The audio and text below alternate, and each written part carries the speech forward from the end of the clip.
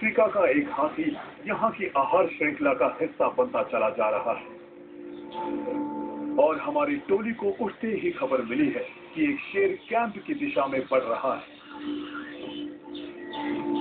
वो लाश के आसपास था और नदी से आगे बढ़ गया है।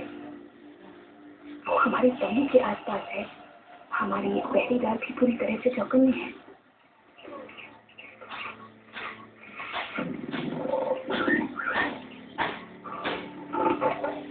उसकी जिज्ञासा खत्म हो गई है और शेर जंगल में लौट गया है। उसने हाथी की लाश को पूरी तरह नजरअंदाज कर दिया है। विशाल बिल्लियों की विशेषज्ञ एलेन कॉटरेल हैरत में है कि एक भी शेर इस लाश को खाने नहीं आया। आमतौर पर ये लकड़बग्घे की हलचल से ही खींचे चले आते हैं, इसलिए ये पता लगाने निकल पड़ी है कि शेर ऐसा क्यों कर रहे हैं। हम जांच करने निकले हैं। मेरा मानना है कि शेर को लकड़बग्घों के खाने की आवाज और लाश की बदबू ने इस तरफ खींचा है। एलेन ने शेर का लाश से करीब 5 किलोमीटर पूर्व में एक झुंड तक पीछा किया।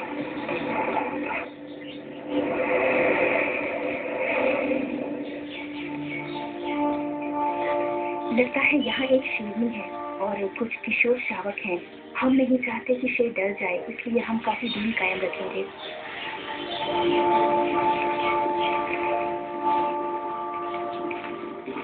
पार्क रेंजर ने बताया कि 2 दिन पहले इस झुंड ने एक बड़े बारहसिंगा को मारा था और पिछले कुछ घंटों में एक जंगली शुकर को भी मारा है।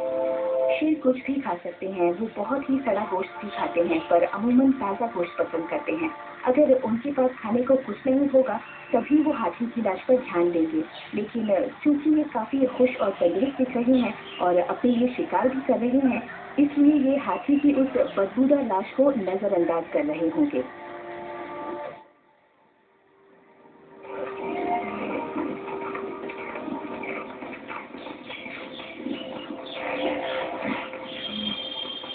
इधर कैंप में शिकारी पक्षी विशेषज्ञ साइमन टॉमसेट की किस्मत अच्छी है। आखिरकार उन्हें एक गिद्ध मिल गया है, पर वो गिद्ध नहीं जिसकी उन्हें उम्मीद थी। अरे कमाल है, ये तो पामनट गिद्ध है। यकीन ही नहीं हो रहा है, ये अजीब गिद्ध है। इसके आने की उम्मीद सबसे कम थी। हैरत की बात है, ये बहुत ही अनोखे और असाधारण गिद्ध होते हैं। पाम नट वल्चर अफ्रीका के इस हिस्से में कभी कभार ही नजर आता है और आमतौर पर ये अकेले ही शिकार करता है। पश्चिमी अफ्रीका में ये बहुत सारे बिच्छुओं को मारते हैं जो तकरीबन 30 सेंटीमीटर लंबे होते हैं। इतने बड़े बिच्छू, और इन्हें अफ्रीकी धूसर तोते को झुंड बनाकर मारते भी पाया गया है। सच कहूँ तो पहली बार मैंने इसे इतनी बड़ी लाश पर देखा है। कमाल का नजारा है ये, कमाल का। इतने दुर्लभ गिद्ध को इस लाश को खाते देखकर साइमन दंग रह गए और इस बात ने सफेद पीठ वाले आम गिद्धों के ना दिखने को और उलझा दिया है। उन्हें समझ में नहीं आ रहा है कि शिकार करने वाला गिद्ध क्यों मुर्दाखोर बन गया है। टीनो मार्टिन हाथी की लाश पर कीटों के संक्रमण के अगले चरण को देखना चाहते हैं। पामनट गिद्धों को परेशान करने से बचने के लिए वो पार्क में कहीं और मरे पड़े दूसरों का मुआयना करने को राजी हो गए हैं। वो भी उतना ही सड़ा है जितना हमारे अध्ययन वाला ये हाथी। यहाँ एक बहुत ही तेज तर्रार गतिविधि चल रही है। आप सोच भी नहीं सकते कि कीट कितने माहिर होते हैं। ये अपनी एक सूक्ष्म जलवायु तैयार कर लेते हैं। एक समूह में काम करते हुए ये बहुत ताकतवर होते हैं। इनसे निकल रही गर्मी यहाँ खड़े होकर महसूस की जा सकती है। आसपास की हवा के मुकाबले ये 10 डिग्री से भी ज्यादा गर्म है। ये किसी उबलते शोरबे के पास खड़े रहने जैसा एहसास है। यहाँ नमी भी बहुत ज्यादा है। ये इनके लिए कुशलता से खाने और लाश को जल्दी से जल्दी सड़ाने के लिए सबसे अच्छे हालात हैं।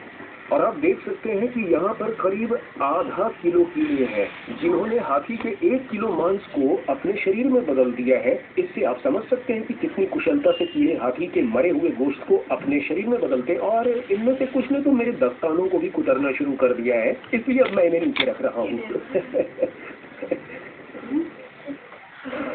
ये कीट यानी मैगेट आहार श्रृंखला का एक अहम हिस्सा है जो किसी भी लाश को रिसाइकिल करने का आधार होते हैं। जब ये सीधे हाथी के गोश्त को खाते हैं तब दूसरे अनगिनत कीड़े पक्षी और यहाँ तक कि स्तनपायी जीव भी इन्हें खाकर सहायक आहार श्रृंखलाओं का पेचीदा जाल बनाते हैं। मैगट को शिकारी बीटल खा रहे हैं और हमने कम से कम 10 तरह के पक्षियों को इन्हें खाते देखा है। और जब ये लाश से दूर प्यूपा बनने जाते हैं तो छिपकलियां और मकड़ियां उन्हें खा लेती हैं। इस तरह अगर कीटों के आहार श्रृंखला में बायोमास पर असर के बारे में सोचें तो पता लगेगा कि कीटों के बिना हमारी धरती की जिंदगी पूरी तरह से रुक जाएगी। लेकिन जितने बेमिसाल कीट हमारे हाथी की लाश पर आए हैं, उनमें सबसे अनूठा है ये कीट। ये एक सीधी साधी चींटी है। ओह, ये कुछ कमाल की छोटी चींटियां हैं। इन्हें कहते हैं सफारी एंट या आर्मी एंट। और ये तभी सतह पर आती हैं जब खाने पीने की भरमार हो, बहुतायत में खाना हो। बाकी वक्त ये जमीन के अंदर बिताती हैं। ये अभी तक रहस्य बना हुआ है कि इन्हें लाश का पता कैसे चलता है। ये जमीन के अंदर पूरी तरह से अंधेरे में रहती हैं और ये पूरी तरह अंधी होती हैं। इसकी वजह शायद यही है कि मैगट के खाने से चींटियों की पसंदीदा 2 चीजें पैदा होती हैं। कीटों के पाचन की वजह से गर्मी और नमी पैदा होती है और ये नमी हाथी की आंतों का ये बढ़िया सा रस जमीन के अंदर रिस जाता है और चींटियां इसकी गंध को पकड़ लेती हैं। फिर वो खुद को काबू नहीं कर पाती, वो मैगट के शिकार पर निकलती हैं। ये चींटियों के लिए एकदम सही आकार के होते हैं। उन्हें उठाकर ये बाम्बी तक ले जा सकती हैं और अपने लार्वों को खिला सकती हैं। और हाथी है, शायद ये उस उम्र में है जब हाथियों को झुंड से बाहर निकाल दिया जाता है, पर शायद ये और ज्यादा असुरक्षित रहा होगा, इसलिए ये मुसीबत में आया।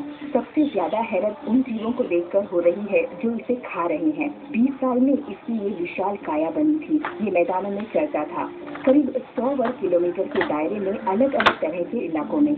उसी इलाके में उसकी अटड़ियां तक बाहर निकाल दी गई हैं और तरह तरह के जीव इससे अपना पेट भर रहे हैं।